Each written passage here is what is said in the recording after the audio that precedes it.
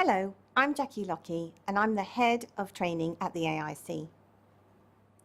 Our learning objectives for this short session are to look at the basic mechanics of investment company pricing, to identify the factors that affect the spread and the difference between the bid-offer prices. So let's look at how the price is actually set. It's set via demand and supply. So demand for shares from buying investors and the supply of shares from those wishing to sell. The share price is set continuously, firstly by market makers and then by automatic price matching systems. One important thing to remember is that we normally don't deal directly with the fund manager to redeem our shareholding. We go to the stock market. The automatic price matching systems are SETS, QNX, and SEAC. I'm sure you're already very familiar with the terms of bid and offer prices, but maybe not so familiar with the mid-market price.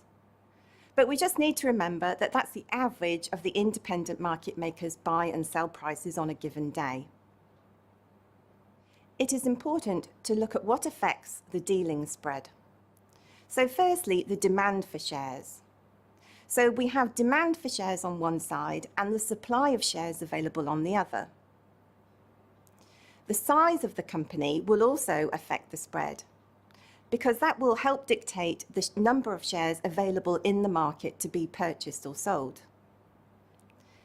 Liquidity will also affect the spread, and that is how easy is it for me to buy or sell shares in the quantity I want on any given day, but without moving the price. The number of independent market makers is also important. It may be that in a fully liquid market there are lots of market makers and lots of automatic price matching systems available. If in illiquid markets, a market maker's perception of risk may come into play if he feels that a risk of a particular investment company is more risky than perhaps other types, perhaps other sectors, that they may widen the spread. So let's look at an example. Firstly, on the left-hand side, foreign and colonial, you'll see there that the difference between the bid price and the offer price is 0.2 pence, very small. In comparison, on the right-hand side, the BlackRock Throgmorton Trust has a 1.75 pence difference between the bid price and the offer price. So you can see there that there is a wider spread. So here are some things to think about. Think about what's in the underlying portfolio. What are the underlying assets in the investment company?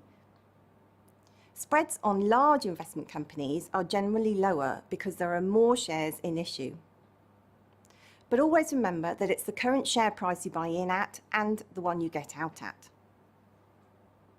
So in summary, we've looked at the basic mechanisms of investment company pricing. We've looked at the factors that affect the spread between the bid and offer prices. Thank you for listening.